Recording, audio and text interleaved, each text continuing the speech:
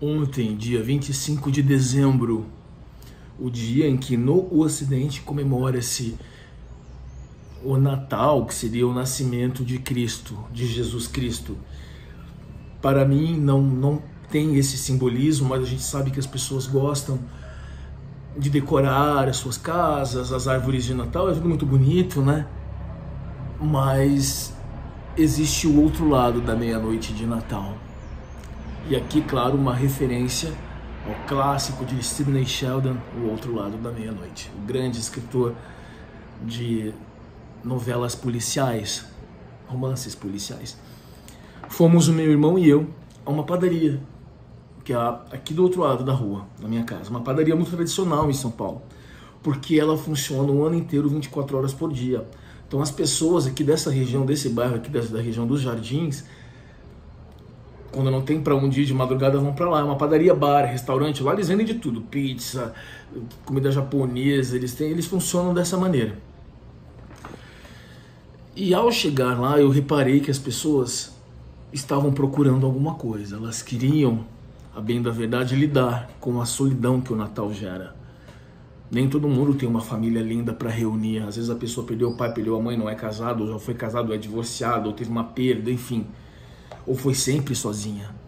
E é muito comum as pessoas serem muito sozinhas aqui nessa região. Havia um grupo de pessoas, todas muito bem vestidas. Elas não costumam andar juntas ao longo do ano. Eu acho que elas se reuniram justamente para lidar com a solidão.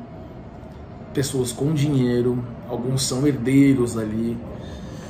E me chama a atenção, há muito tempo, uma psicóloga que mora a uma quadra daqui. Ela nem sabe que eu conheço ela, porque eu tenho medo de me aproximar e ela se apegar a mim, já que eu tenho esse imã com psicólogos, né? Conheci vários, né? Ela é herdeira, né? E então ela vive desses aluguéis, enfim. O que no caso dela é um problema, porque o dinheiro não vai faltar. Muito civilizada, muito educada, todavia tem uma adicção muito grave em cocaína, né? E eu passei, fui ao banheiro, já estava imaginando o que ela ia fazer, ela passou, eu fui no banheiro masculino, ela foi ao feminino, eu escutei, era um banheiro pequenininho, então não dava para escutar, ela aspirando, sabe? E o que me chamou a atenção é que foram várias aspiradas, então isso significa que a adicção dela está realmente muito grave. Quando ela saiu do banheiro, ela nem me cumprimenta, ela nem sabe que eu analiso ela. Sabe aquela pessoa que você fica analisando e observando, a pessoa nem se deu conta de nada, assim? Somos vizinhos há tantos anos. E ela saiu com o nariz todo vermelho, avermelhada, o rosto impactado, porque aquilo é muito potente, né? Saiu recentemente uma matéria sobre que a cocaína agora está mais potente, justamente para provocar o vício, né? A dependência química na pessoa e as pessoas gastarem mais com isso. E aqui é muito comum nessa região o uso de drogas, muito comum. Todos os finais de semana os empregados do prédio fazem a limpeza no jardim, há um jardim atrás do prédio, na frente, e eles tiram cápsulas e cápsulas, aquelas tubinhos de cocaína, porque as pessoas não deixam dentro do apartamento no lixo, porque aqui tem serviço de camareira, né? Então eles não querem que as camareiras vejam, então eles jogam pela janela. É muito comum, sabe? Então, comecei a conversar com meu irmão sobre isso, vamos analisar e tal. Na mesa da frente, estávamos meu irmão aqui, havia duas fileiras. Meu irmão e eu aqui, eles estavam do outro lado. Havia um casal, e a mulher não parava de olhar para mim, não parava de olhar, e era um olhar convidativo. Ela estava com uma mini blusa mostrando a cintura, era uma mulher bonita, magra. O marido tinha cara também de quem tinha dinheiro. Eu logo saquei que eles queriam fazer uma brincadeirinha, sabe? Homenagem atual, o famoso sexo a três. Falei pro meu irmão, ele falou, realmente eles não param de te olhar, tal, que situação, não sei o quê. Mas coisa mais normal, né? Imagina. O outro lado da meia-noite de Natal reserva surpresas que você talvez não conheça. Seja bem-vindo a esse vídeo em que vamos falar sobre a solidão do Natal. Não é uma data que eu goste muito, eu prefiro o Réveillon, sou muito feliz no Réveillon, mas o Natal mexe comigo, né? Mexe pela minha história, por N razões, Eu acho que há todo esse apelo emocional no Natal, uma data, as pessoas, as famílias tão perfeitas, e quando a gente, na verdade, não teve uma família assim. Mas é uma data que me angustia desde sempre, desde sempre. Antigamente eu até gostava de comer nessa data, hoje eu nem gosto mais, não é? E aquelas pessoas ali me chamaram muito atenção devido ao comportamento delas, pessoas com dinheiro, pessoas com mais idade, pessoas ali, seus 40 e tantos anos, perto dos 50, muito bem vestidas, muito civilizadas. Aqui tem esse aspecto, elas se drogam e ninguém sabe, ninguém viu, elas não arrumam confusão, via de regra, né? Claro que sempre acaba acontecendo alguma coisa, mas não foi o caso ontem. E essa psicóloga me chama a atenção, assim, quando ela saiu e ela ia o tempo todo ao banheiro, o tempo inteiro para aspirar. E ela voltava com a cara batida. Até que uma amiga dela, eu achei aquilo tão Almodóvar, parecia Pedro Almodóvar. Se você não conhece esse grande diretor de cinema espanhol, assista, porque ele questiona os tabus da sociedade e faz uma crítica a essa hipocrisia religiosa, em especial a Igreja Católica, que já foi muito mais influente do que é hoje, ela vem perdendo influência. Mas os filmes dele tem muito essa questão, ele coloca a questão dos vícios, a questão da homossexualidade, a questão da transexualidade. Então os vídeos são assim, é um guri que foi estuprado pelo padre, aí ele cresce, vira transexual, vai atrás do padre, aí ele tem doenças sexualmente transmissíveis, usa drogas. É muito louco os filmes de Almodóvar, é muito louco, né? Pedro Bandeiras e Penélope Cruz são os atores que geralmente fazem os filmes dele. Ele é famosíssimo. Se você não conhece, por favor, procure A Pele que Habita, Extraordinário, Má Educação. E geralmente há um que eu gosto, acho interessante, que é eu sempre dizia um pouquinho, mas é que eu adoro. Uma freira, ela é a madre superiora do convento e ela se apaixona por uma prostituta, ela é lésbica, ninguém sabe porque ela é freira, e aí ele tá fazendo toda uma crítica, né, à homossexualidade dentro do convento, né, que rola de tudo, óbvio. Imagina uma questão tão censurada, né, a pessoa não pode nem casar, tem que casar com Cristo. E ela se apaixona perdidamente por essa mulher e ela começa a montar palco dentro do convento para essa mulher, palco para ela dançar, para ela fazer o show dela, porque ela é garota de programa e tal. E a última cena é muito chocante, porque a mulher vai embora, né, o alvo do desejo da freira, e não diz adeus. E a última cena é um grito, mas um grito de dor, que eu acho... Parabéns à atriz, né, que desempenhou esse papel extraordinário, desempenhou magistralmente, e termina assim, um grito de dor. Seja bem-vindo ao outro lado da meia-noite. E voltando... E ela ia e voltava do banheiro, a psicóloga, ia e voltava, e sempre o rosto muito abatido, porque a cocaína é muito pesada, gente. E a amiga dela foi lá e passou. Como é que chama aquilo que vocês mulheres usam? Pega um pincelzinho e passa, né, no rosto, assim. Porque de todos eles, ela era mais adicta. Aí eles iam ao banheiro e voltavam. O casal da frente procurando sexo. E eu me lembrei do meu passado, claro. Uma certa feita, um amigo meu de infância, de adolescência, aliás, era mormon também. Ele nunca foi mormon, ele frequentava porque a família dele frequentava. Ele nem acredita nessas coisas. Eu nunca vi esse cara falando graças a Deus, eu nunca vi ele pedindo por Deus, porque ele não acredita. Entretanto, não perde tempo, ele nem perde tempo pensando no tema, porque para ele isso é irrelevante. E nós não tínhamos para onde ir no dia 25 de dezembro, né? Então nós fomos ao MASP, como de costume, essa história minha do MASP, Museu de Arte de São Paulo, vão livre do MASP. Para quem não é de São Paulo já sabe onde é o MASP, né? O mais famoso museu da América Latina é ali embaixo, porque é um vão, as pessoas se encontram ali até hoje. Próximos a nós havia um grupo de moradores de rua que se auto-intitulavam punks. Imagine você, o punk, que é um movimento da classe média alta britânica, de gente instruída, que era vagabundo. Nós não andávamos com eles, nós éramos os grunges, né? Cabeludos e tal, camisa flanela, all-star. Tínhamos pouco dinheiro, vamos comprar um vinho. Não é que nós não tivéssemos família, mas nossas relações eram ruins, nossas famílias moravam na periferia, viviam longe. E não era legal, nós não éramos tão bem recebidos assim, sabe? Falei, vamos comprar um vinho, a gente tinha pouco dinheiro, compramos o vinho. E na volta, saindo do MASP, eu já morava num bairro chamado Perdizes, que é aqui perto, é o bairro onde fica a PUC, inclusive. Morava bem perto de lá. O que eu vi de Papai Noel, aí parece filme, né? Sabe, bêbado no meio da rua, Papai Noel procurando sexo no início da noite. Nós fomos seguidos por um coroa, nós éramos guris, a gente tinha 20 anos de idade, isso é muito novo ainda. A gente estava descendo para ir para minha casa, tinha um apartamentinho alugado naquela época. Um cara gordo, né, ficou seguindo a gente do carro. Então a gente parava, o cara parava o carro. Do lado, e com a janela aberta. Janela aberta, nem assim. Falei, o que tá acontecendo? Eu fiquei com medo, falei, esse cara pode pegar uma arma, sei lá. A gente dava 3 passos e ele dirigia o carro. Seja bem-vindo ao outro lado da meia-noite de Natal.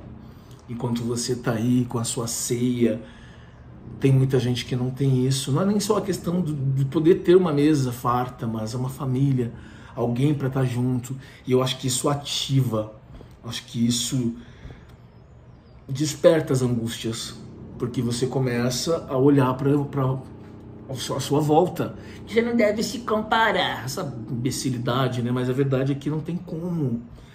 Há pessoas, eu tenho vizinhos que passam sozinhos, mas eles são mais velhos, são pessoas de 60, 70 anos que não estão nem aí para Natal, eles sabem que é só mais um dia, nem ligam. Mas eu, por exemplo, sou muito afetado pela minha história, sou muito afetado por causa disso. E não é fácil a vida do psicólogo, sabe? Eles ficam nesse exercício constante. Ah, será que eu estou agindo certo? Não deveriam, na verdade, mas fazem porque eles trabalham com isso. Eles estão ali traduzindo subconsciente o tempo todo. Então eu tenho até uma certa compaixão, porque geralmente eles são muito maluquinhos mesmo, né? São ossos do ofício. E o tempo inteiro, imagina você analisando suas condutas. De repente você está neurótico. Eu que não sou psicólogo, tive fase neurótica. Eu ficava assim, será que essa pessoa está pensando que eu sou uma coisa que eu não sou, eu tenho que mostrar para ela? Eu pirei completamente, eu não conseguia olhar nos olhos da pessoa. E conversando com psicólogos, eles geralmente passam por essa fase. Com esse psicólogo isolado do mundo, com esse psicólogo envolvido com corrupção de menores, que tem aquele psicólogo que diz assim, ó, famosa, porque eles têm um poder sobre as pessoas, né? Tem que tomar cuidado para não ser colonizado por um psicólogo, para não deixar ele se apropriar de você, né? Só existe um problema se eu disser que é um problema. Então eu posso sair com garota de 14 anos de idade, como esse cara saía. Ele vivia atrás, geralmente, pessoas de periferia, que é mais fácil de corromper. Tá? Ele era finlandês, esse psicólogo. Um lixo, um lixo. Não era meu amigo, graças a Deus. Era amigo de um amigo. Um lixo, finlandês. Não gosto dele, definitivamente não gosto dele. Ele relativizava as coisas. Não é só uma questão moral, é uma questão de lei. Uma questão legal. Tá? Então eles ficam nesse exercício, né, o tempo inteiro. A minha psicóloga mesmo. E às vezes eu a encontrava, já não faço terapia há muito tempo, embora precise, mas é porque eu tenho dificuldade de achar um profissional mesmo que me agrade, sabe? Mas eu a encontrava na rua, ela ficava toda cheia de coisa. Gente, eu não vou invadir o teu espaço, eu sei que a gente tem uma relação de profissional. Ela mora num bairro aqui perto, morava, faz anos que eu não a vejo, mas sempre que a gente se encontrava, ela regalava o olho. Eu apenas vou cumprimentar. Qual é o problema de cumprimentar um paciente? Ela já ficava assim, toda estranha. Uma vez, certa feita, eu a vi com uma outra psicóloga e um psiquiatra, ela estava com uma caipirinha na mão. Não vejo nenhum problema, não acho reprovável, era carnaval, vai descansar, vai aproveitar. E ela gostava muito de gente, ao contrário de mim, né? Tem psicóloga, nossa, na igreja mora uma psicóloga. Não sei se eu deveria dizer isso, não quero expô-la, porque foi uma pessoa muito boa pra mim, mas ela se envolveu comigo, né? Ela tinha toda uma fantasia comigo, eu tinha 16 anos de idade, sabe? E uma vez ela morava num bairro aqui, que você só entra nesse bairro de carro, então ela foi me buscar, lá na Raposo Tavares, me buscar num local pra poder ir. Acidentalmente, quando eu fui cumprimentar, eu dei um beijo na boca dela. Casada, com filhos, e tá bem mais velha que eu. Eu achei que ela fosse tirar isso de letra, que ela ficou completamente ruborizada, e eu nem sacando nada, não sabia nada ainda, não entendia. Ela tinha todo o universo dela, não acho que ela estava errada, porque era uma coisa romântica pra ela. Imagina, você tem um porra de um casamento pro resto da vida, caralho. Isso é um absurdo, obrigar um ser humano a casar com alguém e ser fiel. Existe uma diferença entre infidelidade e traição, e essa diferença quem criou fui eu, na minha concepção. Traição é você não ter consideração pelo outro. Primeiro que esse conceito de relacionamento monogâmico, que você tem a posse do outro, isso é um absurdo. Você vai perder. Você pode amar aquela pessoa, mas pensa comigo. Encontrou alguém, uma fantasia que você tem é normal, nós temos fantasia, essa vida termina logo ali. Você vai apodrecer em vida, neném. Você vai apodrecer em vida. A gente não apodrece depois que é enterrado a 7 palmos debaixo da terra. A gente apodrece em vida. Essa vida, esse mundo é cruel. Você vai envelhecendo, a tua cara vai caindo. Aqueles braços, né, que a gente vê aquela pessoa assim, aqui, e os olhos que vão afundando, aqueles pés de galinha que graças a Deus eu ainda não tenho. Já deveria ter começado a acontecer, inclusive. Você vai apodrecer em vida e você não vai viver? Claro, estou dizendo, se você tiver vontade, né? Se você não tiver esse desejo de estar feliz como está, ótimo. Estou dizendo, estou sendo correspondido. Vamos lá, estou sendo correspondido. Puta merda, anos com essa mesma pessoa que eu adoro, que eu amo, que a gente tem uma vida legal. Mas eu não posso perder essa oportunidade. Não vou expor essa pessoa, vou fazer sem ela, porque os olhos não veem, o coração não sente, não é? Vou fazer a coisa direito para não me comprometer, mas é uma baita oportunidade de eu saciar um desejo antigo. Você casou com a pessoa que você morre de tesão? Vamos combinar? Muitas vezes a pessoa casa com o que aparece. O tempo está passando, ela está desesperada, principalmente quem segue certas seitas aí, cujo nome não vou mencionar, mas são popularmente conhecidas com um nome que começa com a letra M, né, de Mormons. O desespero de casar. Apareceu razoávelzinho, não sei o que, casa. Poxa, bateu aquela vontade. Tô sendo correspondido, não procurei por isso.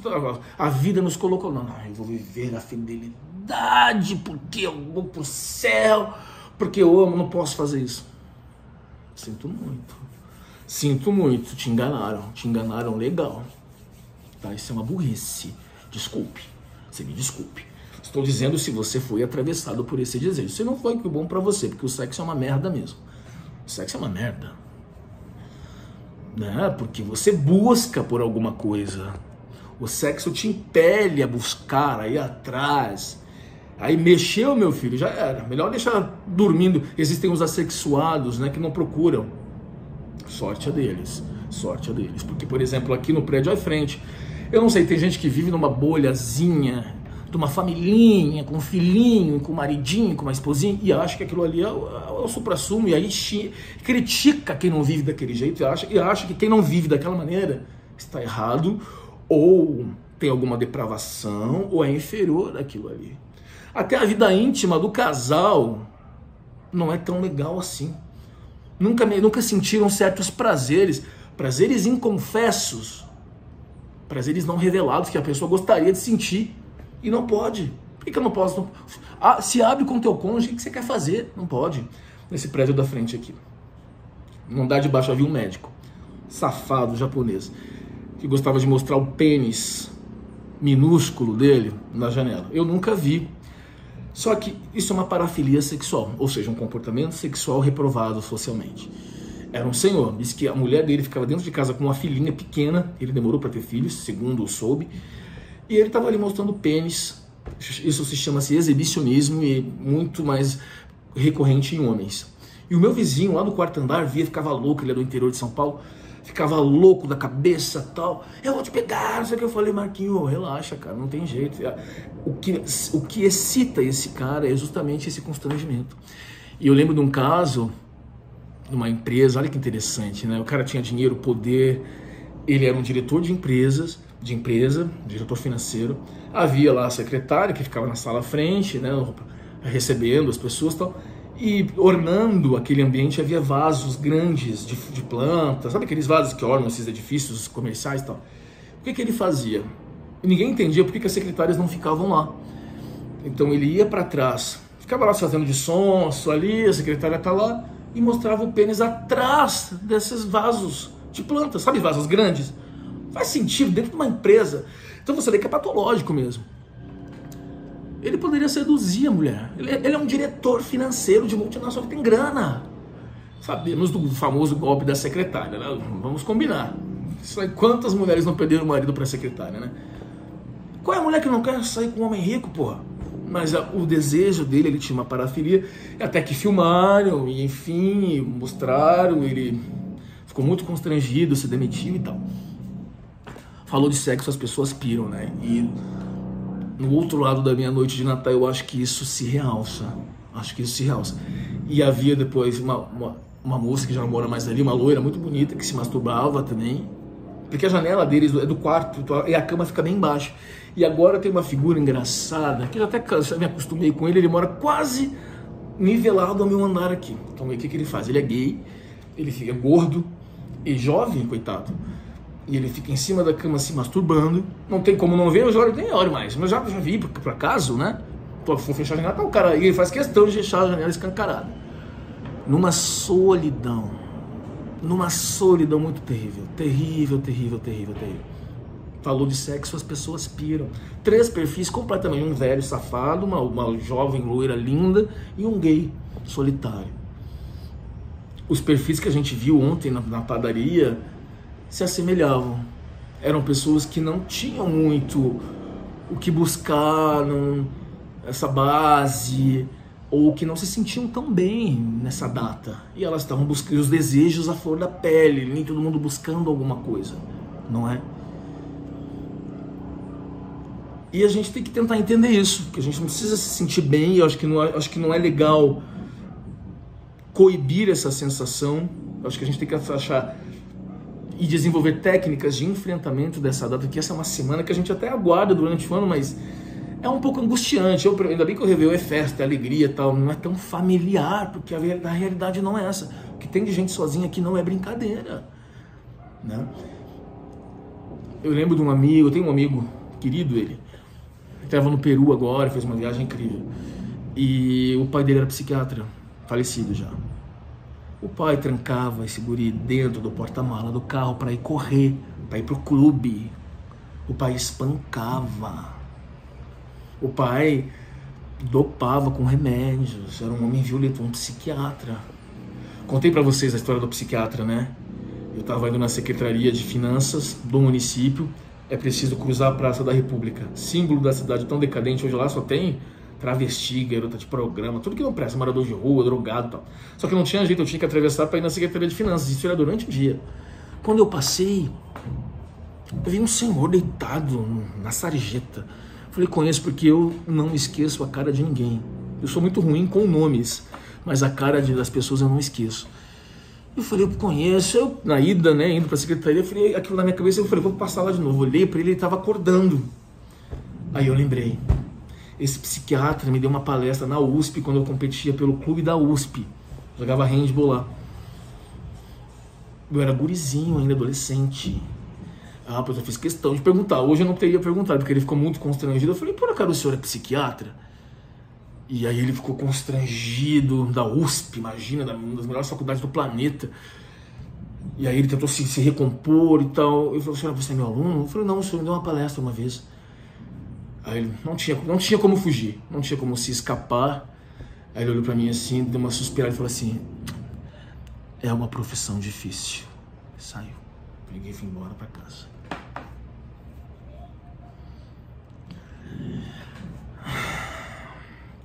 Não é saudável se esforçar a estar em festas. O que fazer para evitar a piora da saúde mental no Natal e no Ano Novo? Pela psicóloga da Universidade de São Paulo. Aliás, psiquiatra. Segue a gente. Tânia Ferraz Alves. Aspas aqui. Há cobranças para finalizar tudo antes do ano acabar.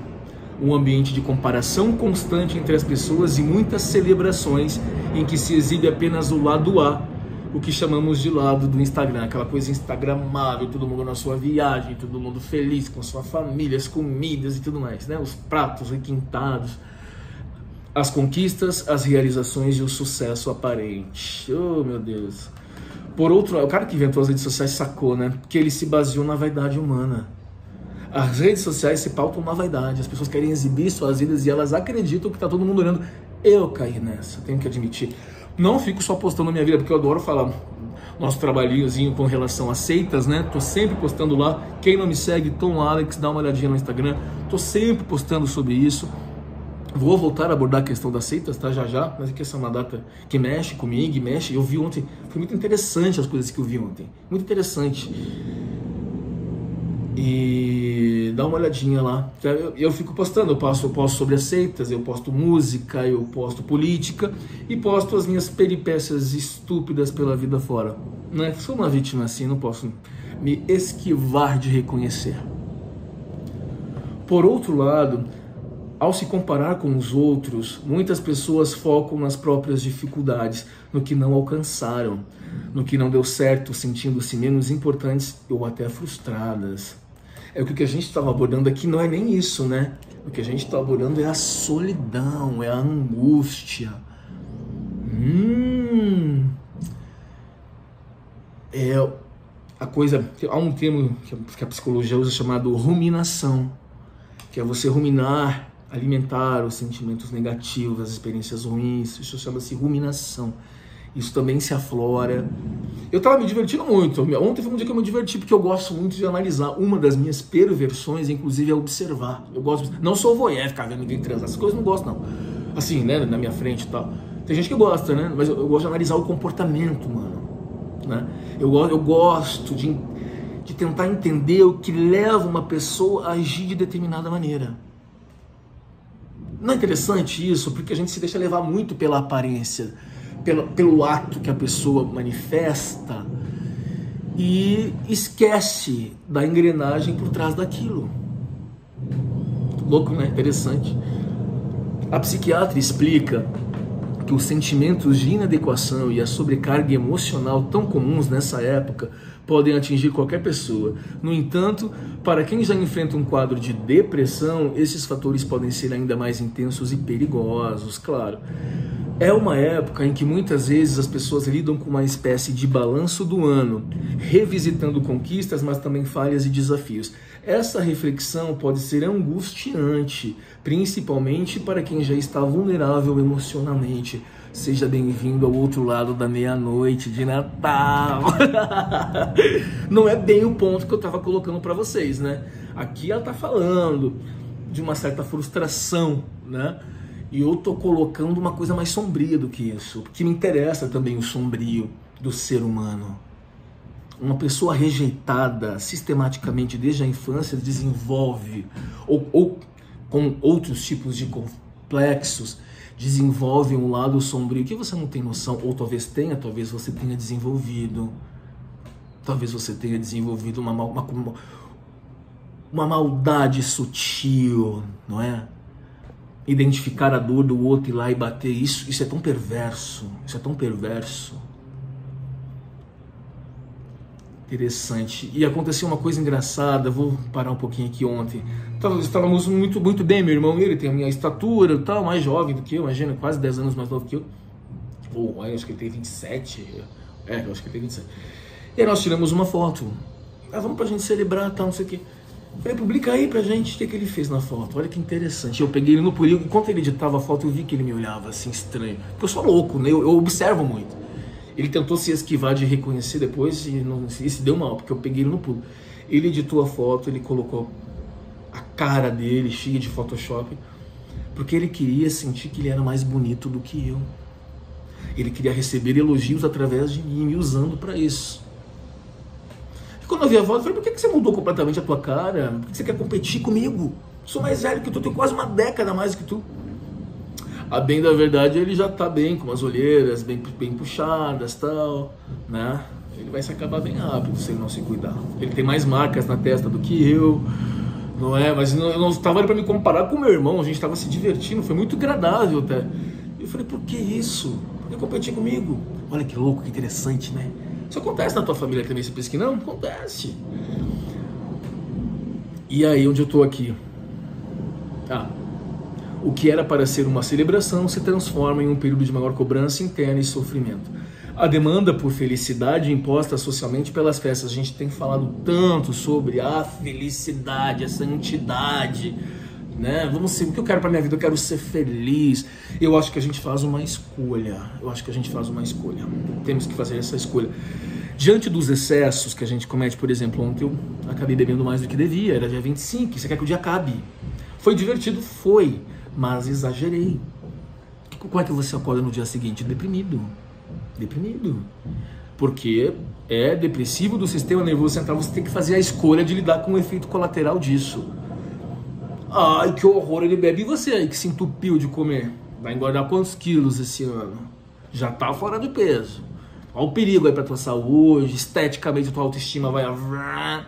Tá? Não vem falar de mim não. Tá legal? Comeu demais, tá horroroso aí. Você vai ficar angustiado também. Cada um tem uma válvula de escape. É que o psicólogo, por exemplo, quando ele pira, que geralmente eles piram, um psicólogo clínico, só que ele pira, alguns piram e lidam, outros piram e não lidam. Como é o caso dessa psicóloga que eu falei pra vocês. Uma pessoa encantadora, ela, muito frágil, ela fala baixinha, sabe? Ela era grandalhona, sabe, descendente de alemães. Grande, a mulher é grande, mas você vê que ela é muito frágil, ela não tem recursos para encarar essa vida. Ela não tem recursos, tá? A felicidade, eu tenho que estar feliz, então vou fazer... Claro, aí é difícil você fazer essa escolha de estar bem num dia em que você sabe que bebeu demais ou comeu demais, tá lá. Porque comer demais também faz mal, sabia? Eu tenho essas compulsões, tenho várias compulsões, gente, várias. Não sou uma bola. O ano passado eu engordei muito, porque eu tava muito atarefado, a minha vida estava muito puxada, eu estava querendo ganhar um dinheiro, enfim, não tinha tempo para nada, e sem o álcool eu corria pro doce. Eu não como doce, se eu saio para comer eu não como, é muito difícil eu comer doce, muito raro. Eu trouxe alfajores agora da minha viagem para a Argentina, eu trago para minha família, não comi nada.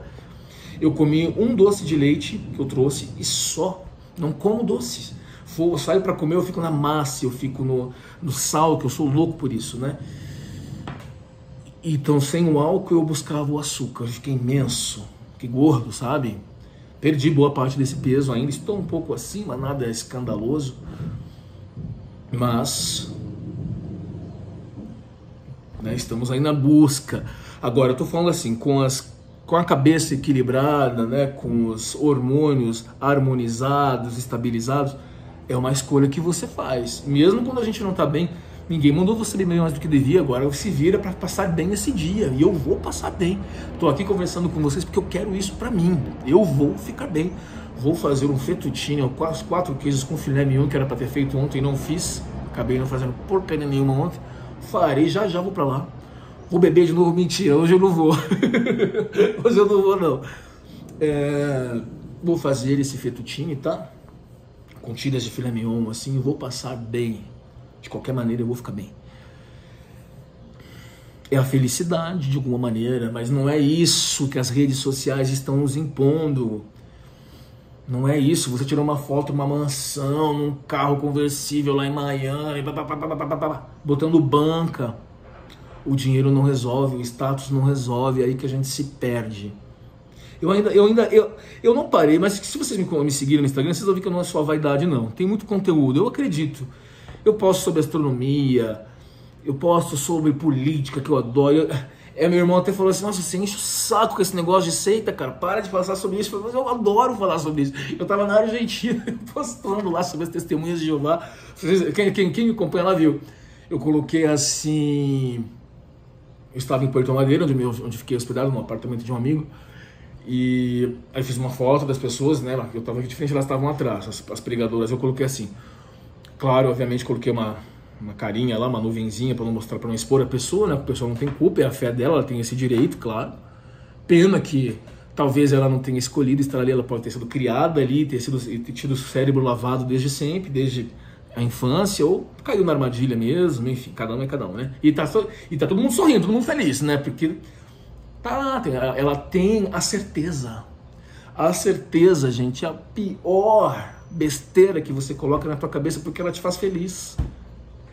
Tá, sob o ponto de vista da saúde mental, pode até ser que você esteja bem por causa dessa crença, dessa fé, pode até ser. O problema é quando você não percebe o mal que isso te causa e isso começar a te fazer mal. Pode ser que não faça, pode ser que você esteja realmente ajustado ali. Pode ser, gente, acontece. Tem gente que realmente é feliz dentro de uma seita, é verdade. Tem todas as respostas para tudo, né? Tem tudo. Aí eu coloquei assim, os arautos, eu me lembro bem do texto, depois eu até elaborei melhor. Os arautos do Apocalipse estão por toda parte. Você conhece as testemunhas de Jeová? Uma perigosa seita de alta demanda que ludibria e escraviza seus adeptos. O corpo governante do grupo, a Sociedade Torre de Vigia, realizou previsões para o início do Armagedon em pelo menos 3 ocasiões, tendo se equivocado em todas elas. Eu postei assim, né? Eu tava passeando, eles acabaram de tomar um shopping num lugarzinho muito agradável. Eu gosto muito da Argentina, eu sou apaixonado por aquela cidade, tô louco pra ir morar lá logo, tô louco pra ir pra lá.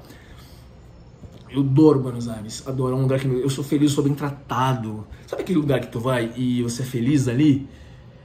Tudo dá certo pra ti? Todo mundo tem aquele lugar, aquele bar, aquele restaurante, aquele, sei lá, um lugar que tu vai aí, um bairro, vizinho, que tudo dá certo pra ti ali, pra mim é Buenos Aires. Pra mim é Buenos Aires, eu adoro aquilo ali. Bom, vamos voltar aqui então, que eu estava falando da felicidade, né? A demanda por felicidade imposta socialmente pelas festas, explica Lucas Spangenberg, psiquiatra e pesquisador da PUC do Rio Grande do Sul, pode gerar pressão adicional e culpa por não conseguir corresponder às expectativas. Você vê que esse não é o nosso ponto, a gente está trazendo vários pontos, na verdade.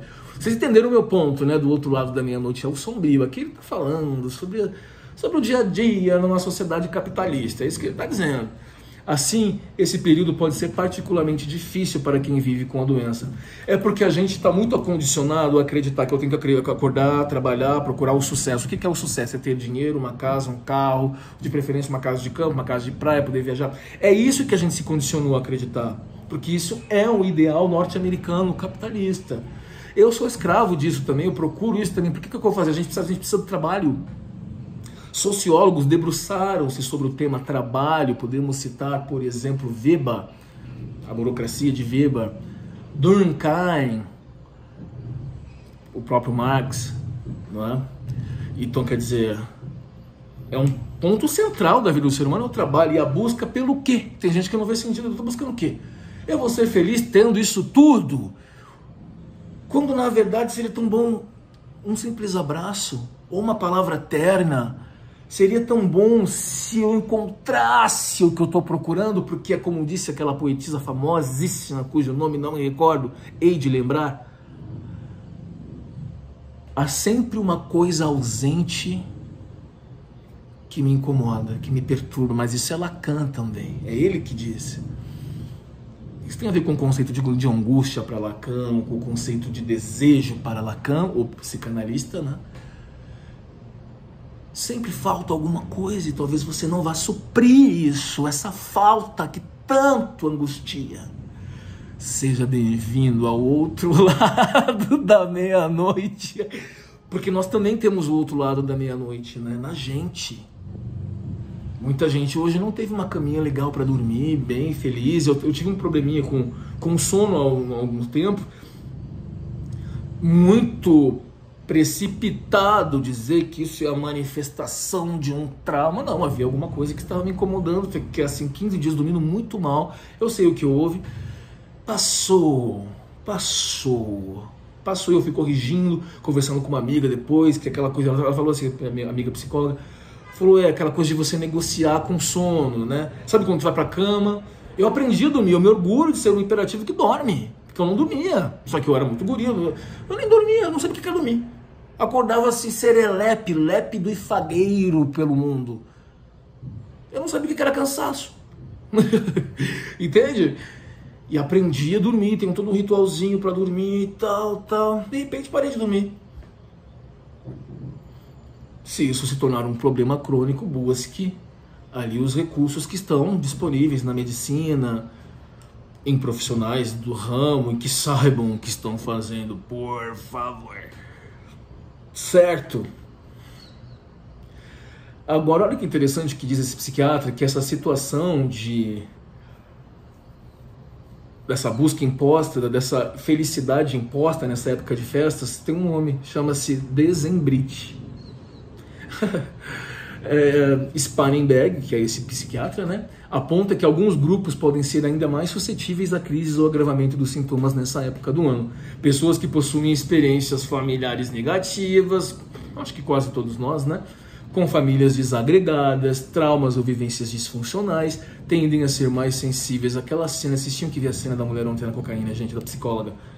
Tão educada, tão boa pessoa, sempre tão solitária. Ela sai do banheiro com a cara doida assim, que eles ficam assim, né? A amiga dela vai lá e passa uma maquiagem. A amiga dela rica, dava pra perceber que era gente que era rica, moça, bem vestida. Nossa, linda mulher. Pronto, agora você tá melhor. Continue cheirando, depois a gente retoca. Na verdade, deveriam dar uma tratada na alma, né? Eu também não precisava ter exagerado tanto no álcool, né? Não precisava. Tomei mais cerveja. Tomei um gin com meu irmão aqui em casa, fizemos um gin. Tomei uma dose e tomei cervejinhas. Acabei não dormindo tanto, enfim. Mas mexe com o emocional. Tem que passar por isso para poder raciocinar normalmente. Se a pessoa está sob efeito de qualquer droga, desculpe te dizer, mas álcool também é droga, uma droga legalizada, né? E há essa noção falsa de que se é legalizado não é deletério, não é prejudicial. Na realidade, é terrível o álcool. Terrível, né? Não faço uso cotidiano, tá? Pelo menos uma vez por semana. Mas seria legal que não fizesse, mas já passei longos períodos sem, em 2022, por exemplo, não bebi nada. Mas eu acho que com o tempo, isso vai ter que deixar para o tempo. Quando a busca se... Porque, na verdade, algumas coisas a gente vai resolvendo com o tempo, né? Então, aquilo que eu consegui resolver tá tudo certo, mas, infelizmente, não tem coisas que eu acho que demanda vivência mesmo. Coisas que a vivência vai colocando no lugar, sabe? E você tem que buscar também, né? Talvez a gente não tivesse consciência desse vazio que eu acho que pega muito. Sabe aquela pessoa que está sofrendo e não sabe por quê? Ela não sabe, mas ela sente o vazio. Esse vazio que a gente tem que tomar cuidado como a gente vai preencher, porque ele vai existir. Porque ao mesmo tempo que ele te machuca e é excruciante, ele também é o que alimenta a nossa busca. Tem muito de vida no vazio. Nossa, falei bonito. Tem muito de vida porque é o vazio que te impele a buscar. Você não pode deixar que ele se amplie e te derrube. É uma luta, filho. Fez merda ontem, fez alguma coisa que não devia. Recomece, não desista, sabe? Continua, tá bom?